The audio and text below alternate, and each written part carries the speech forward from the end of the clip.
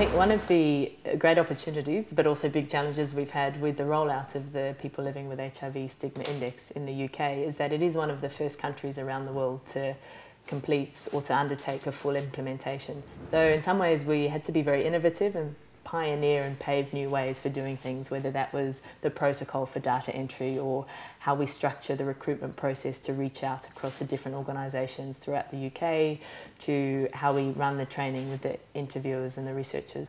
In every country that works with the Stigma Index will have amazing community advocates standing up saying these are the key issues in our country that have come from the research, this is the change we want to see and this is how we're going to do it. And we're starting to already have a collection of great community advocates from around the world who sort of are forming this anti-stigma movement, if you like. This work's essential. There's all sorts of important aspects of it. It's really important for people who are living with HIV. Some of them don't use services the way they should do because of the fear of stigma. Some of them live very isolated lives as a result. We don't have an awful lot of positive role models in Scotland. We don't have a lot of people who feel comfortable to actually stand up and go, yeah, I'm HIV positive and I don't care what you think about me. If you think badly of me, that's a reflection of you, it's not a reflection of me. But we don't seem to have created that environment in Scotland that encourages people to feel comfortable to do that. And that, again, I think is part of the reason why the public has kind of let HIV slip off the radar. Well, things that worry me are people who don't want to come to the clinic, because HIV is a very treatable condition, but you've got to come to the clinic, you've got to feel comfortable to walk through that door. Obviously, there's a risk that you might be recognised. If you're worried that being recognised is going to count against you, that somebody might hold that against you, you might be put off coming to clinic. That's not good for your health. My name is Hosanna Bankhead. I did the research because for me it was dealing with who I am to try and understand other people, how they have lived with stigma and discrimination. And for me that was very empowering, I must say, because I had to relate to who I was. It had all to do with me, because being HIV positive meant I had to deal with this stigma and discrimination and the denial that people go through. So it was a healing process in essence. It was empowering for me and for the people that I was interviewing, because people get to talk about their experiences and you can actually see that they were waiting to get that out. I don't think now I worry much about being HIV positive. It's no longer part of what runs my life, it's just part of it.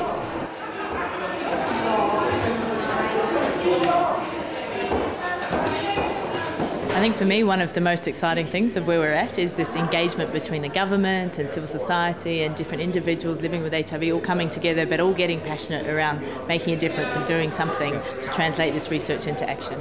There's a lot of work can be done, and I think it's now about each person that's involved in the project running with the bit that they're most passionate about and really trying to ensure that the data is put out to the right people to try and have an impact.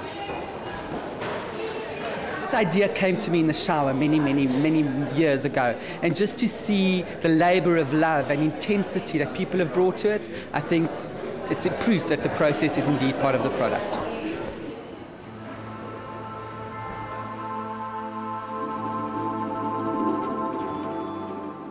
Can I welcome you all here.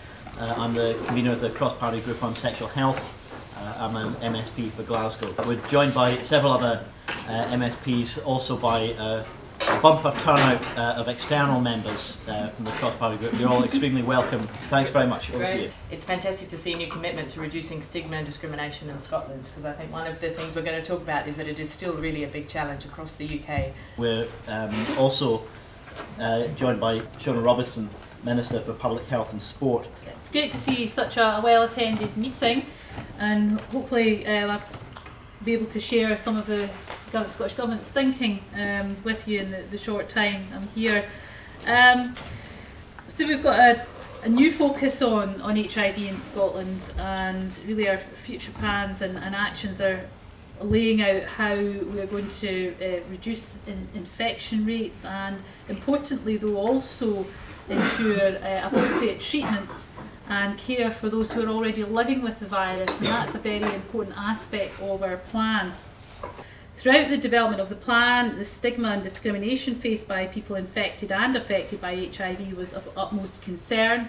We've also undertaken work in partnership with the International Planned Parenthood Federation to understand the extent of stigma and discrimination faced by those living with HIV. The findings from this work will be used to improve policies and practices in Scotland and really to enhance services to meet the needs of people living with HIV this year and beyond.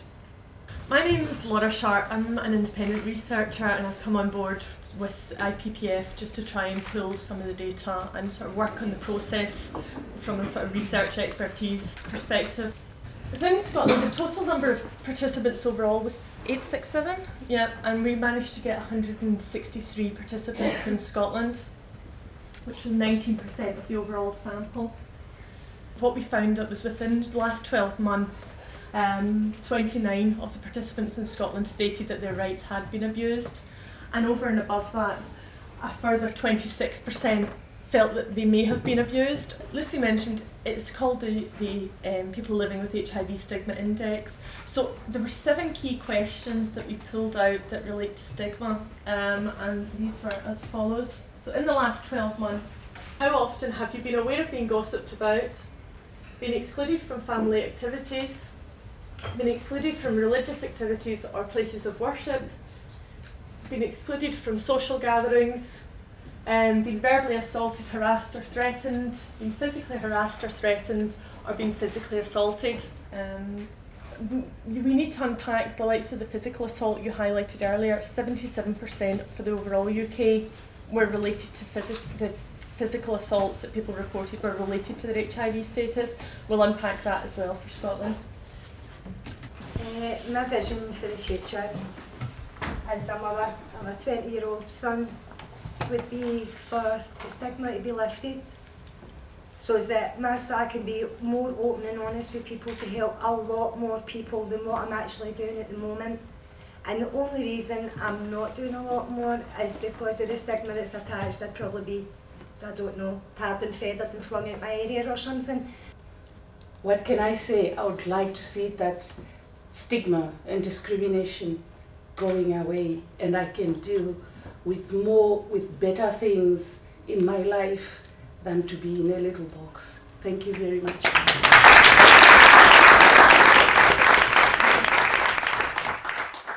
So I suppose just to end, I can't underestimate the value of the partnership that we really value around the table, and just want to put on record my thanks to the hard work of individuals here and not here tonight who have worked very hard on this plan, and now it's a case of getting on with the job.